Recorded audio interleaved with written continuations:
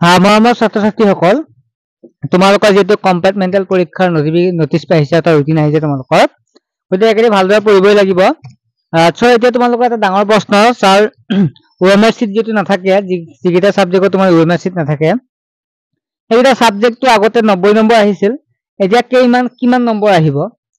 ছাত্ৰ ছাত্ৰীসকল তোমালোকক জনাই থৈ যাওঁ যে তোমালোকৰ এইবাৰ তোমালোক ওএমআৰ চিট নাথাকে, অৰ্থাৎ তোমালোকৰ আগৰ মাৰ্কছ কেইটা যোগ হ'ব। তাৰ আগতে তোমালোক মই জনাই থৈ যায় যে তোমালোক যিবিলাকে বৰ্তমান ভালদৰে পঢ়িব বিচাৰি আছা আৰু নোটছ বিলাক তোমালোকে এতিয়া প্ৰস্তুত কৰিবলৈ সময় নাই, লগতে কিবা বুজি নোপোৱা, কাৰণ বেলেগ তোমালোকক কেতিয়া সহায় কৰে তেনেকুৱা সুবিধা নাই, তেনেহলে তোমালোকে মোৰ লগত অনলাইন টিউচন কৰিব পাৰিবা, য'ত তোমালোকক গ্ৰুপ এটাত এড কৰা হ'ব, পিডিএফ বিলাক দিয়া হ'ব, ইম্পৰ্টেণ্ট প্ৰশ্ন উত্তৰ বিলাক দিয়া হ'ব। তোমালোকে এইকেইদিনত ভালেখিনি তোমালোকক বস্তু দিয়া হ'ব, মানে ইম্পৰ্টেণ্ট তোমালোক দিয়া হ'ব।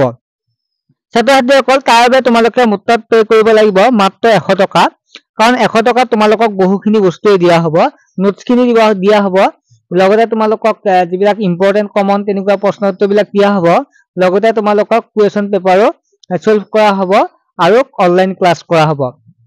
তোমালোকে যিটো হোৱাটছএপ নাম্বাৰ দেখা পাইছে, এই নাম্বাৰটো তোমালোকে SMS কৰা আৰু তোমালোকে টিউচন ল'ম বুলি এটা SMS কৰা, লগতে ছাবজেক্ট এটা দিয়ে, ছাবজেক্টটোৰ নাম উল্লেখ কৰিবা। ছাত্ৰ ছাত্ৰীসকল, এতিয়া কথাটো হ'ল ওএমআৰ চিট যিহেতু নাথাকে, তোমালোকৰ কিমান মাৰ্কছ থাকিব? তোমালোকৰ আগতে 90 মাৰ্কছ থাকোতে ওএমআৰ 1 ঘণ্টা আছিল, আৰু এইবাৰ তোমালোকৰ যেহেতু 1 ঘণ্টা কমাই দিছে, 2 ঘণ্টা থাকিব, অৰ্থাৎ তোমালোকক যদি চাওঁ তেনেহলে আমি 45 নম্বৰ থাকিব মাত্ৰ তোমালোকৰ। তোমালোকে 45 মাৰ্ক লিখিব লাগিব, যিকেইটা তোমালোকৰ ওএমআৰ চিট আছিল। গতিকে তোমালোকে বুজি পালা, আৰু বাকী যিকেইটা আছে অসমীয়া হওক বা ইলেক্টিভ হওক, তোমালোকে যিকেইটা যিমান নম্বৰ আহিছিল ওএমআৰ চিট যিহেতু এইকেইটাত নাই, গতিকে তোমালোকৰ যিমান নম্বৰ আছিল মেট্ৰিকত লিখিছিলা সিমানে লিখিব লাগিব, কিন্তু যিকেইটা ওএমআৰ চিট আছিল তোমালোকে 45 নম্বৰ প্ৰশ্ন আহিব মাত্ৰ।